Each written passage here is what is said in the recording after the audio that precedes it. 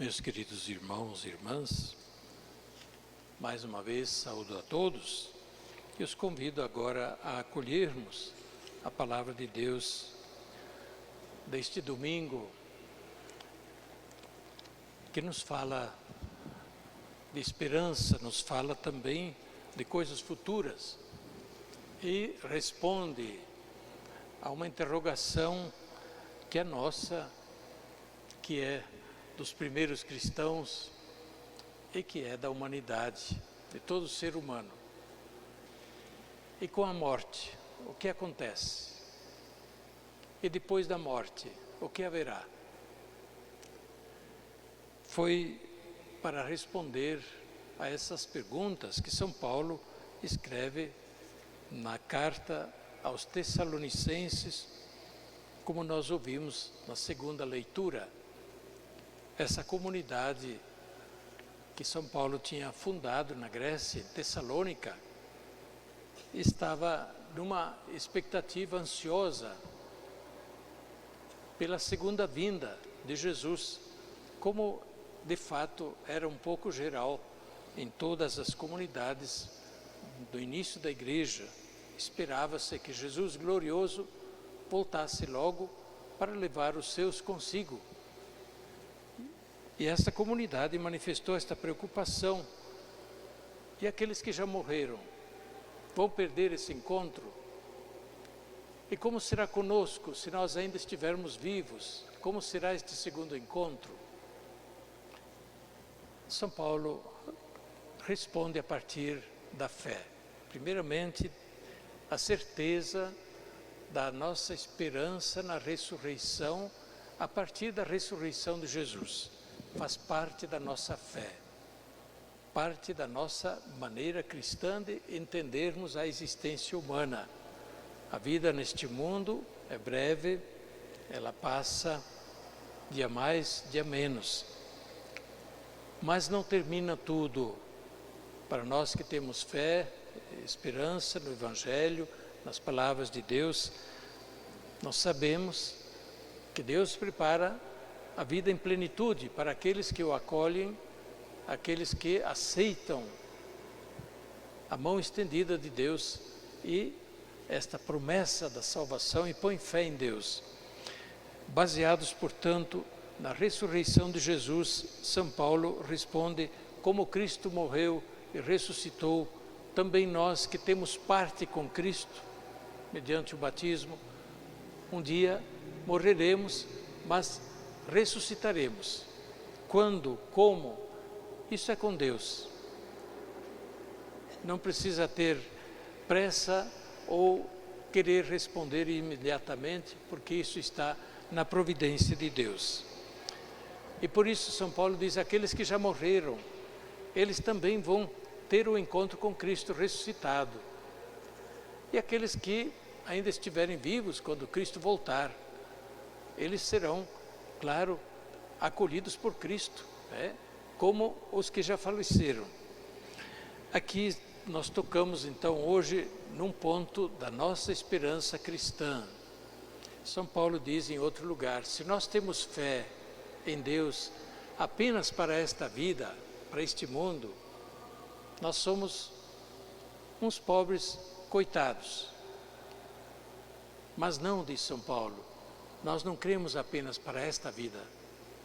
Nós cremos que Deus tem poder de dar vida também aos mortos e, à semelhança da ressurreição de Jesus, um dia ressuscitará também os nossos corpos. Portanto, isso é parte firme e segura da nossa fé. Nós estamos nos aproximando do final do ano litúrgico. Daqui a 2 domingos estaremos celebrando a festa de Cristo Rei, que assinala o encerramento do ano litúrgico. E a liturgia, a partir de hoje, vai nos falando justamente das realidades futuras, que na teologia nós chamamos realidades escatológicas, ou seja, aquelas que estão por vir, estão ainda no futuro de Deus, mas na certeza, sim, da esperança e da fidelidade de Deus às suas promessas. Hoje é importante a gente lembrar que a vida tem um sentido maior do que aquilo que apenas aqui podemos vivenciar. E a nossa fé ilumina as interrogações que temos sobre a morte. E o que vem depois da morte? A nossa fé tem resposta. Mas também sobre a vida, não apenas sobre a morte, mas a vida presente. Que sentido tem a vida presente? Ainda mais quando estamos diante da dor, do sofrimento. Que sentido tem a vida no meio da dor, no meio do sofrimento? A nossa fé nos responde: não é o fim de tudo. A dor, o sofrimento, a morte não tem a última palavra sobre a nossa existência. Este pensamento nos ajuda e nos deve ajudar a viver bem cada um dos dias da nossa vida. E a palavra que hoje aparece, duas palavras aparecem para nos dizer como deve ser a nossa vida, para sermos considerados dignos de participar um dia do banquete da vida celeste. O Evangelho fala do banquete, as 10 jovens que estavam se preparando para participar do banquete das núpcias, do casamento.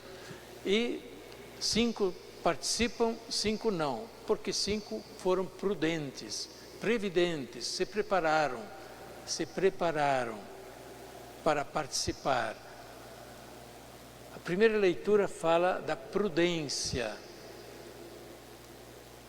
e a sabedoria, 2 virtudes, 2 dons de Deus, dons do Espírito Santo, que Deus nos dá para podermos viver com discernimento todos os dias da vida, com sabedoria, com prudência, para discernirmos sobre o que devemos fazer, o que devemos deixar de fazer, sobre o que é bom, sobre o que é mal, sobre o que vale a pena, sobre o que não vale a pena. E esta sabedoria devemos pedi-la a Deus, pedir todos os dias: ensinai-me, Senhor, os caminhos da vida.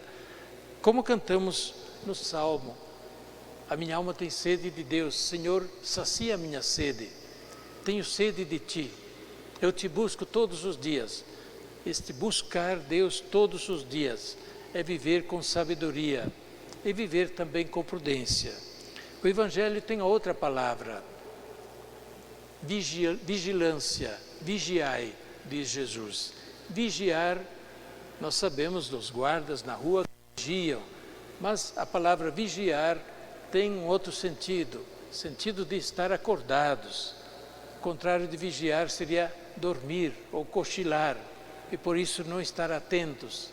Vigiar, ou seja, estar atentos, estar acordados para o que se passa ao nosso redor e com a nossa vida, para não sermos pegos de surpresa. Pegos de surpresa pelo quê? Pelo encontro.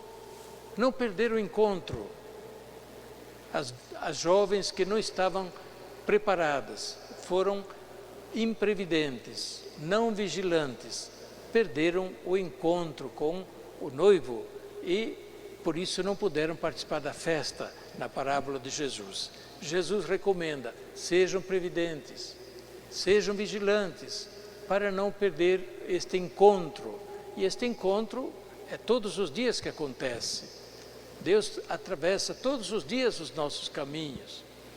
Santo Agostinho dizia: tenho medo que Deus passe por mim e eu não me dê conta, por não estar atento, por não discernir a presença de Deus em minha vida, os sinais de Deus em minha vida.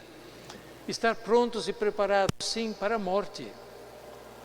Quando Deus vier e nos chamar, estamos prontos, porque todos os dias estamos prontos, todos os dias estamos vigilantes. Por isso, meus queridos irmãos e irmãs, hoje a liturgia nos convida a pensar nessa realidade futura, realidade depois da morte, mas também, em vista disso, a realidade da vida. Viver bem, porque um dia Deus nos chamará ao seu encontro. Deveremos prestar contas a Deus da nossa vida e devemos ser considerados dignos de participar das núpcias do Cordeiro, como diz o livro do Apocalipse. As núpcias, ou seja, da festa de Cristo ressuscitado, nosso Salvador, na vida eterna, no céu. Que Deus nos abençoe e nos mantenha sempre vigilantes, atentos ao bem que devemos fazer todos os dias, todos os momentos da vida. Amém. Este programa teve o apoio dos nossos benfeitores. Seja você também um benfeitor e evangelize conosco. Ligue agora, 0 Operadora 11 42 00 80 80.